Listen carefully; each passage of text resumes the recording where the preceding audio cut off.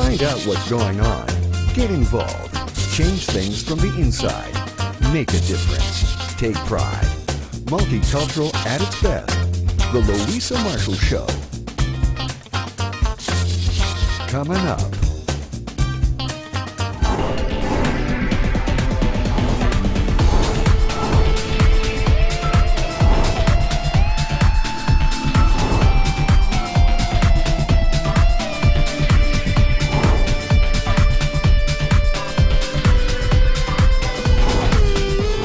A lot of y'all helped make that possible, and again, thank you for that. Well, you know, she's an international music icon, and she started right here in one of our small farming communities of Nutbush, which she made famous in her song, Nutbush City Limits. So I think it's important that we remember that. What's your favorite song? Let's Stay Together. I Can't Stand the Rain. And Simply the Best. When you go to Nutbush, you know, you get a church house, and then you'll see a gin house. Then you'll see a schoolhouse, and then an outhouse. And I think it's on highway number 19, but the place is really clean. What's it called? Nutbush. On my 17th show, in Dallas, Texas, she made an announcement. She goes, there's this kid following us around, so we're going to just see how good he is. And she may come up on stage with her and perform Proud Mary with her. You know, yes, it's all over YouTube. You have to see that. Yeah, definitely. I remember at the very end of that show, the look on her face of like relief. You know what I mean? Like after it was over that last beat, she was like, oh my God, I did it.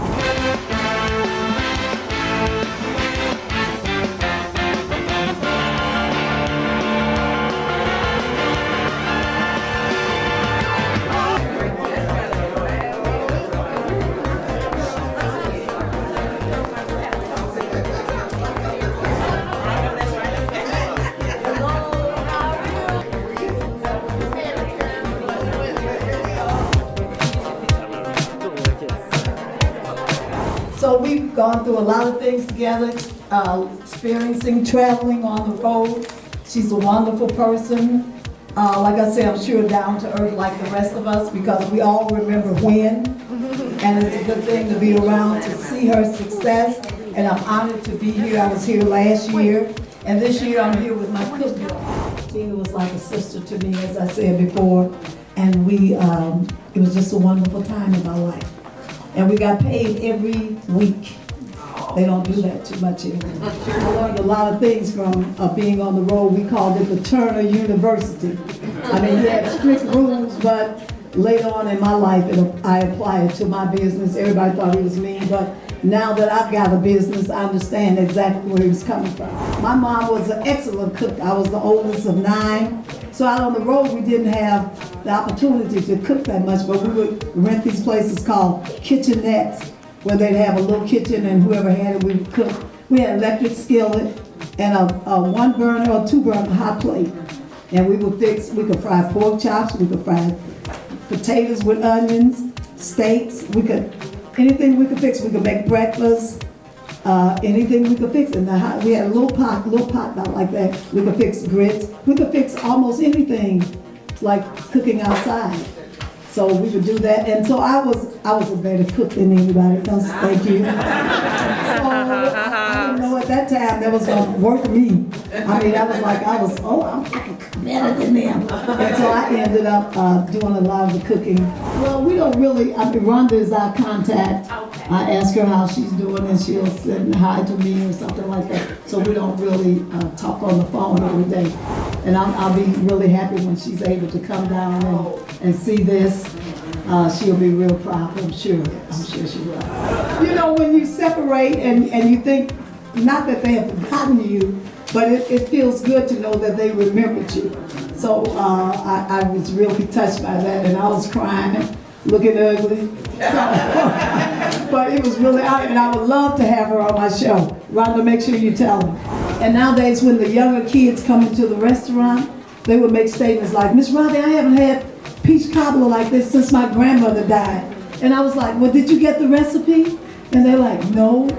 So I decided then that I would leave my mom's recipes behind so younger people can learn how to make soul food. Soul food is like a dying breed. Everybody's trying to eat healthy. I want to eat good. I want butter, sugar, flavor, everything that's good. And I can watch my weight as you watch me. So that's not important to me. But I mean, I try and do the best I can. But so I decided that I would put my mom's recipes in a book where it can go carry on after I'm gone. My sisters, they cook. None of them cook as well as I do. And I'm not being facetious. I'm just being truthful. What do you look? It's distracting me.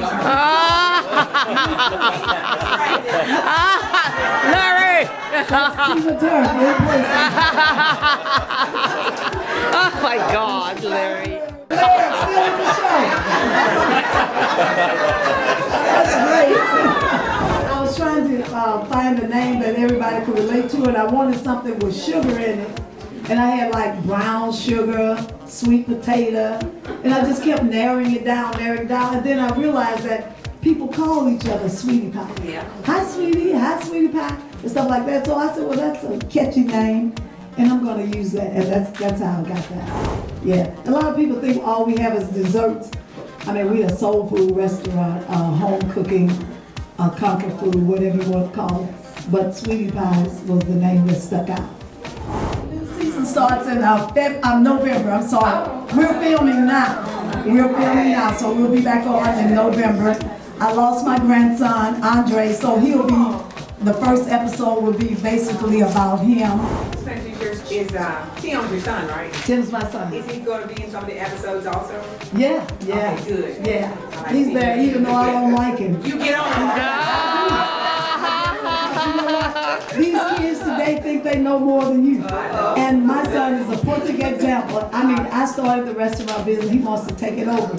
So, you know, he's being himself, but he's there. Yeah, he's there. Okay. How did you get linked up with Oprah for the show to keep it up?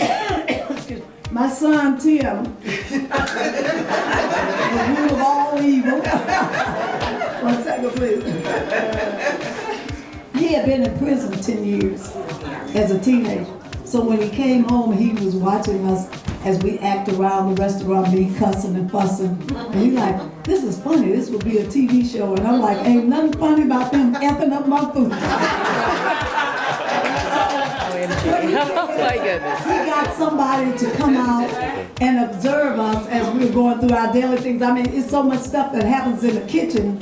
I mean, you know, people go by, turn your oven up because they kind of sabotage each other. And I go back behind them and cuss everybody out because you're not hurting him, you hurting me. This is my food and I got to put it out there. And so he watched all that. So this film company came by and observed us around the restaurant acting crazy and doing all the stuff. And they thought it would be a great idea. So they did the pilot and they took it to Pilgrim, which is a studio in Los Angeles, and Pilgrim took it to Oprah. And during that time when it happened real fast. My son Tim went down to Texas to barbecue school, that's what I call it, to learn to barbecue. And then while he was down there, since he pursued this, they did all the conversing between him. And he called me and said, Mom, guess what? You can't say nothing. I'm like, what is it? Oprah's interest in our show, but we can't say nothing. I'm like, how the hell you gonna be quiet? So for about 2 weeks, we had to be quiet. And then they decided that they would give it a shot. And so that's how we got there. It was truly a blessing, yes. Secret to staying beautiful at your age. You know what? Well, I tell you, it started with Noxzema many years ago, and then Vaseline, right, Vaseline. But I clean my makeup off every night and use a moisturizer.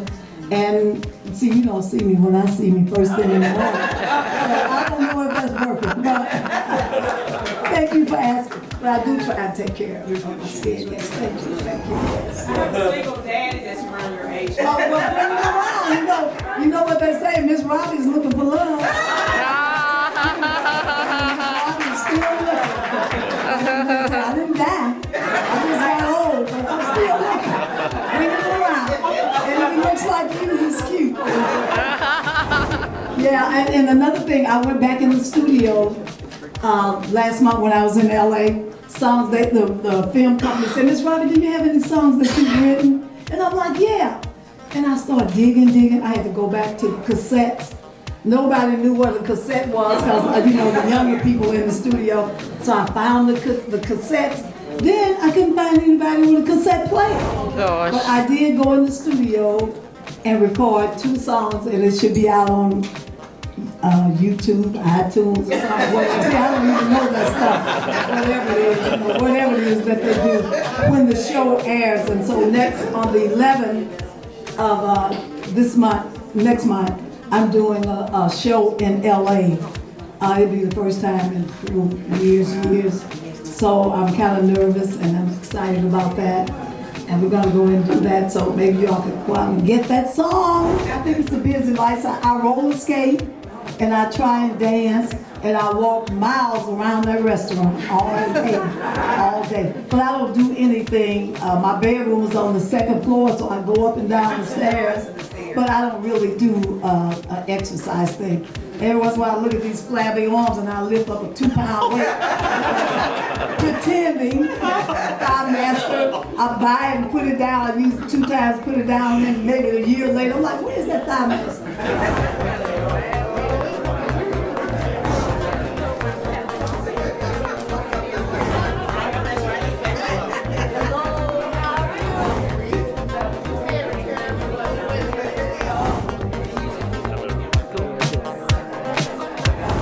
So awesome to meet this super lady.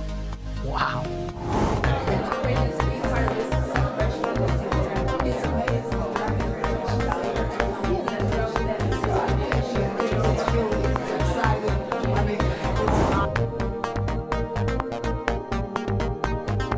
Congratulations.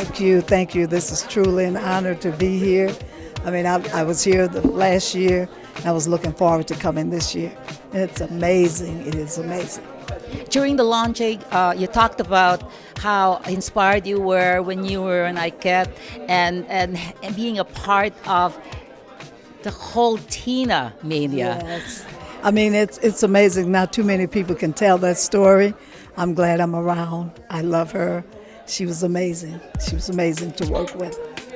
If there's one thing that you like so much about Tina, because all of us are here, we're all Tina Turner fans, and now we are turning into Robbie fans. Look at this. So what is the number one thing that you really like about her, about Tina Turner? I mean, her strength, just what she went through, it's amazing, and she survived it, and she came out on top. I mean, that's really amazing. We all have our downfalls, but a lot of us are not able to reinvent ourselves or maintain the pressure that one goes through in life. So I admire her strength. So I want to be like her. Everybody else want to be like Mike. I want to be like Tina. Yes, I want to be like her too. Yes. But wow, talking about your book. Yes.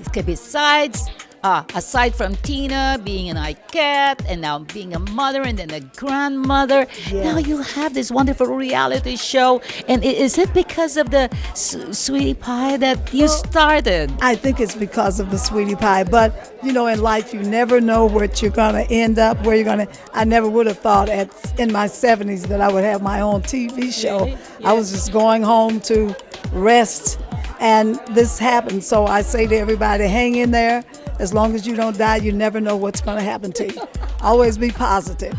I always say we're all late bloomers in the world. That's right. So life is good. And you know what? I don't see any wrinkles on your face. You're so absolutely, wow. Oh, thank you. Flawless. That comes from a lot of Vaseline.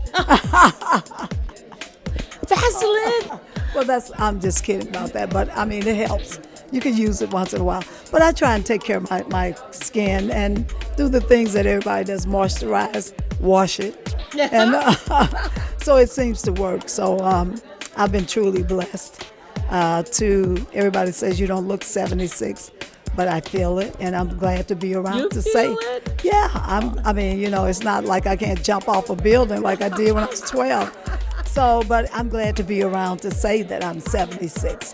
So God is good. Oh my goodness, you're 76 and you rock, Robbie. Thank you. Okay, Ms. Robbie, your book, where can anybody from different parts of the world get it? You can get it on Amazon. I mean, it's at the Barnes and Nobles, and usually all bookstores in every town. They've been publicizing it pretty good, and it's doing pretty well.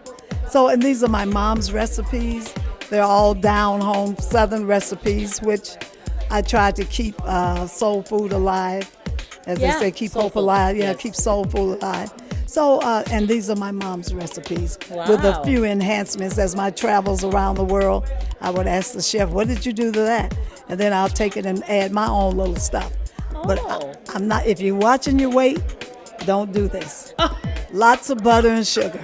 That makes the world go round. Yes, that's the best part of anything. Lots of butter and sugar. Yes. Oh my goodness, that probably they just need to cut down on sugar. If you know, for all the health conscious people. I mean, if you've got health problems, you should do what you have to do. I mean, I like food that tastes good. I'm not watching my weight. But you look great. But thank you. But I got a few pounds where it shouldn't be. But that's okay. I accept it. So everything's good. But I mean, if you're watching your weight, just cut down on your butter and sugar, and you'll be good. Wow. Yes. So what else inspires you to in life, generally in life? You know what? Life itself inspires me because it's a lot of us not here.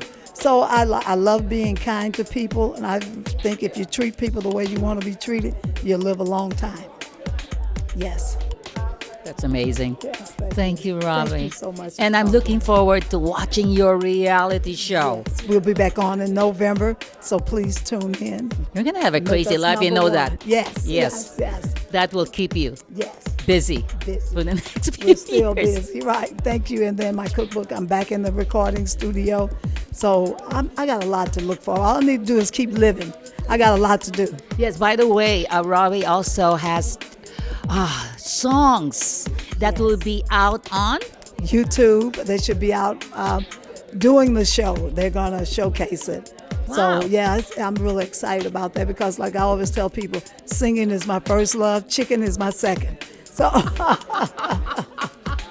love talking to you, and congratulations again. Thank you so much. Thank you.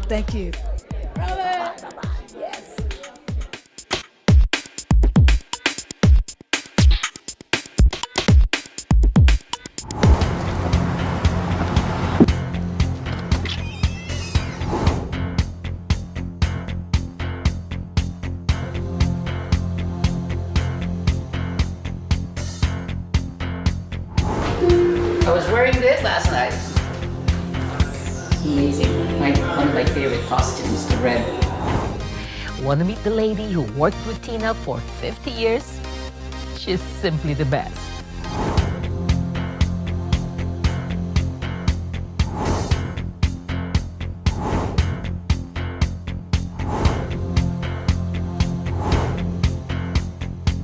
Hi, Rhonda. Nice to see you again. Oh, nice to see you. It's amazing. This is truly exciting for all the Tina Turner fans. And you've been coming here for how many years now? Well, this has been 5 years now. It took 2 years to get the school together and the museum set up in it, and we've been going ever since. The museum, it blew me away. Yes, at first I said, oh my God, that's just little small, for Tina's stuff. But then when I walked in, and I was like, wow, this is cool. And then I realized that why it's there and why they're keeping it that way. And I think it's truly very humbling, and it really tells the story of the humble beginnings of Tina. Yeah, and we wanted to keep the school original, to like it was. And Stephen Sills, which is a friend of Tina's and mine in New York, is a designer. And he did the designing there to put all the costumes in. So they were maintained temperature-wise to control them. So we had to put air conditioning and heating in. That's why they're in behind glass.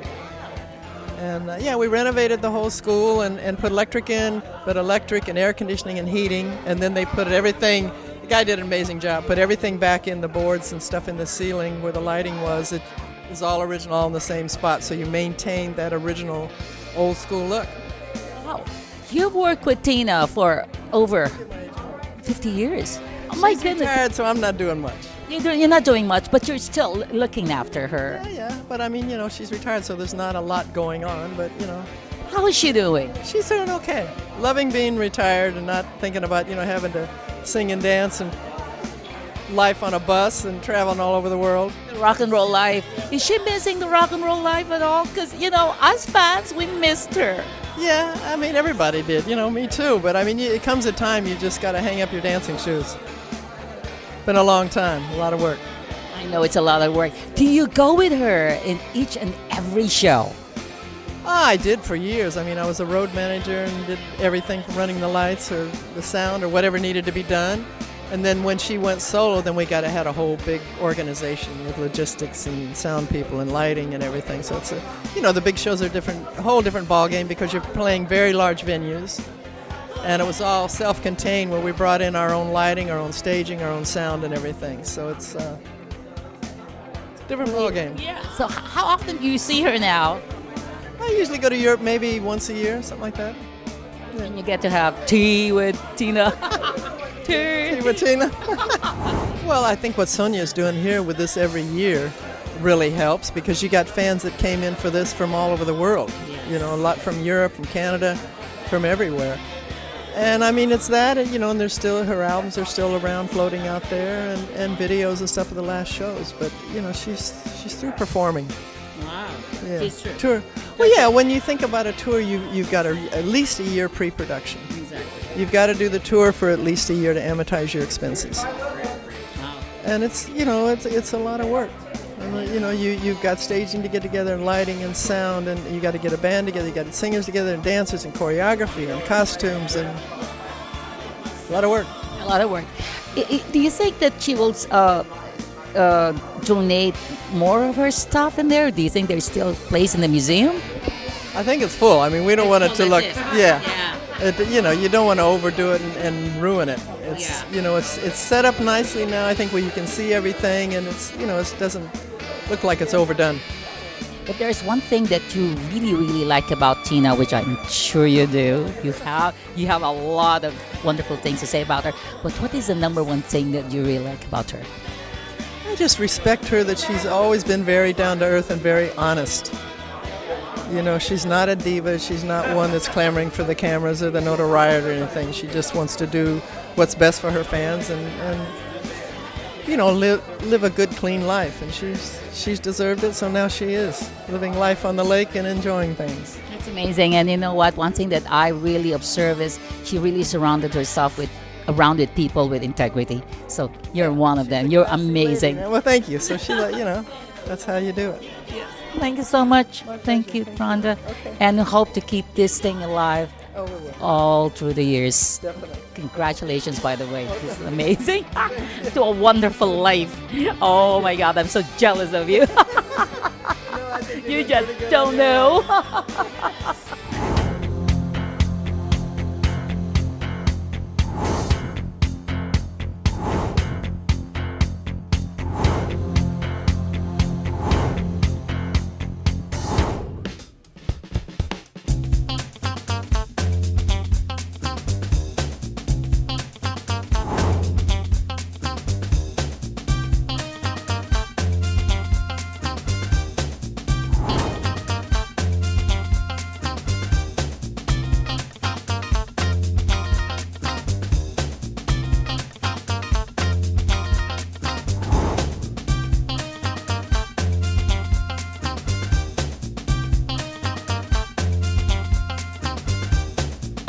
Tina and I started together in 1945. Wow. And it was really amazing to know what she's like now. Growing up with Tina Turner and in school, is there any special moments with her? Well, I had a lot of special moments with her because we would go to school together. We would spend time together on weekends. When we first started, we were very small kids, and we always would spend weekends with each other. I remember some times that we were at school, and some of the things that she would do, I just wouldn't do because, she was a very, very, energetic person. And she started singing. She had on a little red and white dress. I remember it like it was yesterday. And she got up there and she did that little thing, did a little step up there. And when she came down, she said, I made that one up. Tina decided to do a cartwheel. And she kicked the girl in the side of her mouth.